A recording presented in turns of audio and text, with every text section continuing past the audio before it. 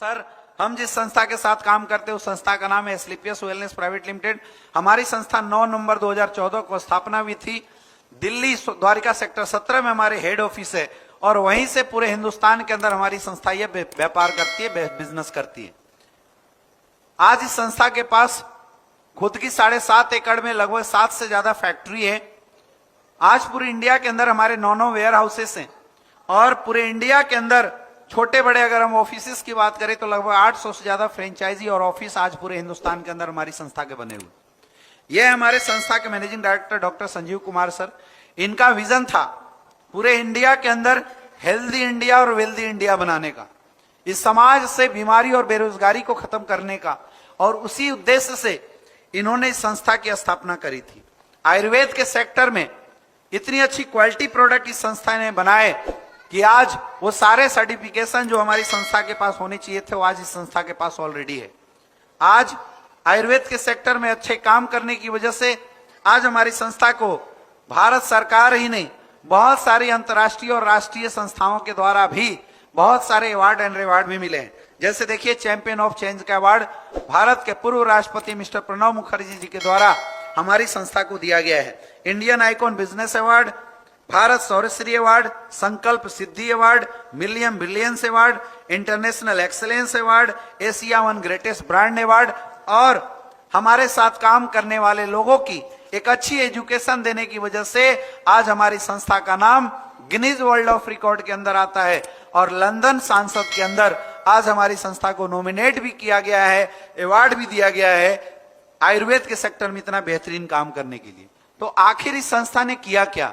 आखिर इस संस्था के माध्यम से कौन सा ऐसा काम हुआ जो समाज और सोसाइटी के इतने काम आए जिसकी वजह से इसको इतने रिवार्ड एंड अवार्ड मिले हैं? तो सर देखिए, हमारी संस्था ने एक रिसर्च किया। उस रिसर्च में पाया गया कि एक इंसान का शरीर इन तमाम चीजों से मिलकर बना हुआ है। अब इंसान का शरीर बना कैसे? पहले एटम, सेल्स, सेल से टिश्यू, टिश्यू से ऑर्गन, फिर शरीर बनता है। यानी अगर शरीर में कोई दिक्कत, कोई प्रॉब्लम होती है तो उससे पहले ऑर्गन्स में होता है, उससे पहले टिश्यू में होता है, उससे पहले यहां होता है और उससे पहले यहां होता है। अगर आपको नॉलेज नहीं है तो आप इंग्लिश वर्ड यूज मत करना, सिर्फ ऐसे बोलना शरीर कैसे बना है, पहले ये बनता, फिर ये बनता, फिर ये बनता, फिर ये बनता, फिर ये बनता।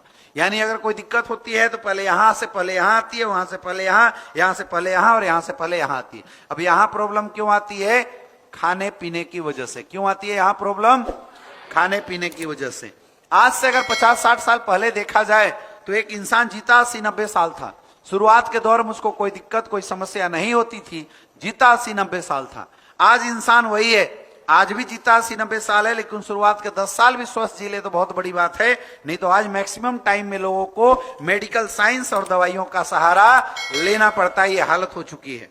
आज अगर हम बात करें, पुराने दौर में बीमारियां क्या थी? मलेरिया, डिफ्थेरिया, हैजा, प्लेग, चेचक।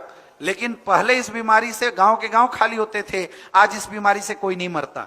आज नई बीमारी मार्केट में आ गई, सर्दी, खांसी, जुकाम। ऐसे घुमाना है और सामने वाले को इंडिकेट करना है। बात समझ में आ रही है? आखिर ये बीमारी मार्केट में क्यों आई? इसका कारण क्या है? इसका कारण है खाने पीने होने वाले बदलाव।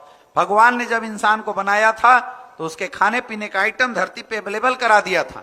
तो पहले हम जो लोग खाते थे वो हमारे लिए मेडिसिन का काम करता था, लेकिन आज हम लोग क्या खाते हैं? Boil product, food product, pizza, burger. अब ये प्रोडक्ट हमारे लिए पॉइजन का काम किया करता है। अब ऐसा क्यों हुआ? जानबूझ के पॉइजन हम और आप क्यों खा रहे हैं? इसकी जरूरत क्यों आ पड़ी? इसका सबसे बड़ा कारण है फूड स्कार्सिटी। जनसंख्या बढ़ते जा रहा है। आप देखिए, जब देश आजाद हुआ था तो आजादी के समय देश की आबादी कितनी थी? लगभग 50 करोड़। आज आबादी कितनी हो गई? लगभग 140 करोड़। यानी आबादी लगभग 3 गुना बढ़ गया।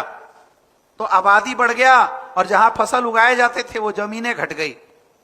आज 140 करोड़ आबादी को मकान चाहिए तो जमीनों में घर बना लिया, घूमने के लिए सड़क चाहिए तो मैक्सिमम जगह पे सड़कें बन गई। तो जमीनें कम हो गई और आबादी बढ़ गया।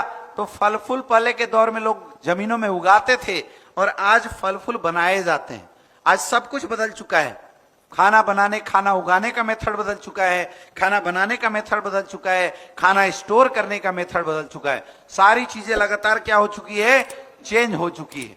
पहले के दौर में लोग सुबह खाना बनाते थे, शाम को खाते थे, लेकिन आज फ्रिज का जमाना आ चुका है। 3-3 दिन का बना हुआ खाना लोग खाते हैं। तो बताइए 3 दिन का खाना सड़े नहीं, लेकिन क्या फायदा करेगा क्या? लेकिन हम लोग फिर उसी को खाते हैं। बताइए नुकसान करेगा नहीं करेगा? पहले फल फूल उगाते में लोग जैविक खाद इस्तेमाल करते थे, आज लोग दबा के पेस्टिसाइड इंसेक्टिसाइड का छिड़काव करते हैं।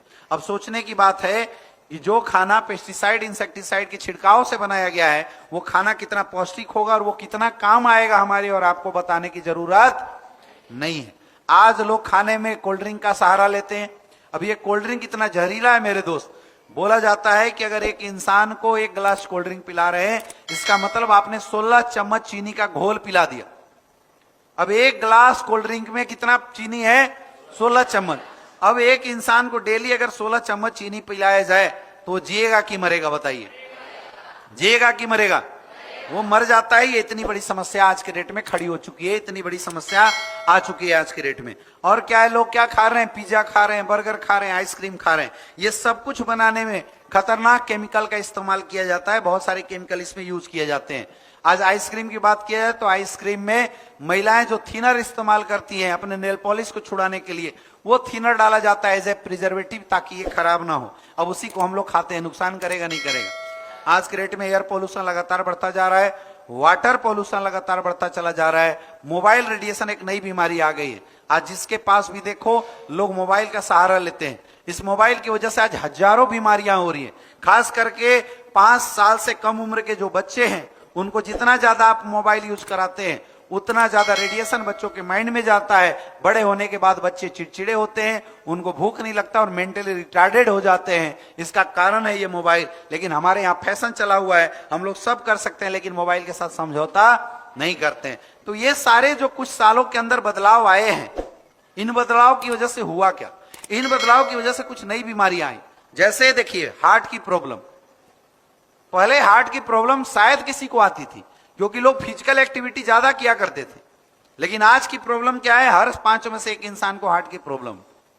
आज 20-20 साल के लोगों को हार्ट अटैक की समस्या आ रही है। लोग जांच करा रहे हैं, टीएमटी करा रहे हैं, ईसीजी करा रहे हैं, सब कुछ रिपोर्ट नॉर्मल है, लेकिन बंदा रात को सोता है, सुबह खलास। इतनी बड़ी समस्या बन चुकी है हार्ट की प्रॉब्लम। हर 7 में से 1 इंसान को आज डायबिटीज की प्रॉब्लम है। आज अर्थराइटिस, घुटना टेढ़ा मेढ़ा हो जाना, हड्डियों का टेढ़ा मेढ़ा हो जाना एक आम बात बनी हुई। मोटापे की शिकायत है आज लोगों को। कैंसर जैसी समस्या बिल्कुल आम बन के खड़ी है लोगों के सामने।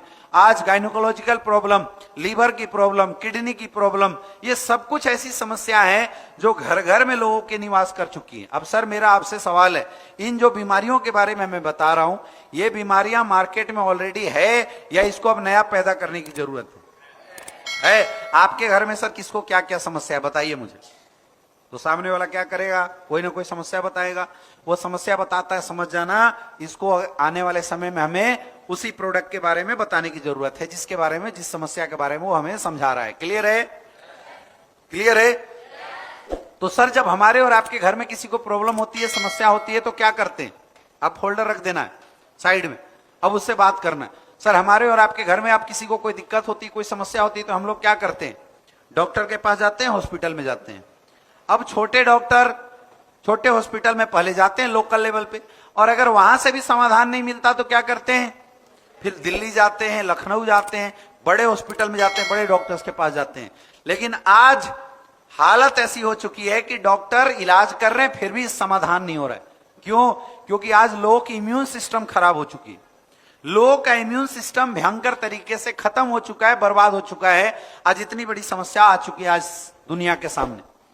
पुराने दौर में जब किसी को सर्दी खांसी जुकाम होता था तो डॉक्टर 50 mg की दवाई देता था, ठीक हो जाता था। आज वही बीमारी खत्म करने के लिए 500-500 mg की दवाइयां खाना पड़ रहा है। ये इतनी बड़ी समस्या आ चुकी है। तो करे क्या? 2020 में कोविड आया था, आपने देखा होगा। कोविड में वो लोग मरे, ज्यादातर वो लोग मरे जिनकी इम्यून सिस्टम कमजोर थी। नहीं तो बहुत सारे ऐसे मजदूर थे जिनको कोविड हुआ और वो पैदल घर में चल के आ गए, उनको कहीं कोई दिक्कत, कोई समस्या नहीं हुई। तो आज के डेट में जो सबसे बड़ी समस्या है वो बीमारी से ज्यादा इस बात की समस्या है कि लोगों का इम्यून सिस्टम कमजोर हो गया। अब आज के डेट में इस दुनिया में इम्यून सिस्टम को सही करने के लिए कोई दवाई नहीं है, सिर्फ एक दवाई है, सिर्फ एक पद्धति है जिसको हमें अपनाना पड़ेगा, और उस पद्धति का नाम है आयुर्वेद। क्योंकि आयुर्वेद इस्तेमाल करने वाले को सर्दी खांसी जुकाम नहीं होता, आपने देखा होगा। आयुर्वेद इस्तेमाल करने वाले को कोई साइड इफेक्ट नहीं होता, आपने देखा होगा। आयुर्वेद हमारी इम्यून सिस्टम को सही करती है और जो भी बीमारियां होती है उस बीमारी को जड़ से खत्म करती है। तो सर, मेरा ये हेल्थ अवेयरनेस प्रोग्राम आपको देने का मकसद यही था कि आप अपने घर में आयुर्वेद अपनाना शुरू कर दीजिए। लेकिन आज प्रॉब्लम की बात यह है कि हम सब ने अपने घर से आयुर्वेद को निकाल फेंका है, आयुर्वेद को हटा देता है। वो तो शुक्र है कोविड का, जिसकी वजह से लोगों को थोड़ी आयुर्वेद की वैल्यू समझ में आई, लोग आयुर्वेदिक चिकित्सा के प्रति लोगों का रुझान आया, नहीं तो लोगों ने आयुर्वेद को घर से निकाल दिया था। आप बोलोगे कैसे? हम सबके घर में कुछ मिले या ना मिले, लेकिन मसालेदानी सबके घर में होती है नहीं होती है? जहां क्या मिलता है? हल्दी मिलता है, लहसुन मिलता है, अदरक मिलता है, काली मिर्च मिलता है ना, अजवाइन मिलता है। ये सब कुछ आयुर्वेद है। क्या है? ये सब कुछ आयुर्वेद है। ये आयुर्वेद की ताकत थी जो हमारे घरों के मसालेदानी में हुआ करते थे। लेकिन हमारी और आपकी प्रॉब्लम आज के डेट में यह है कि हमने अपने घरों की मसालेदानी को भी इम्प्योर कर दिया है।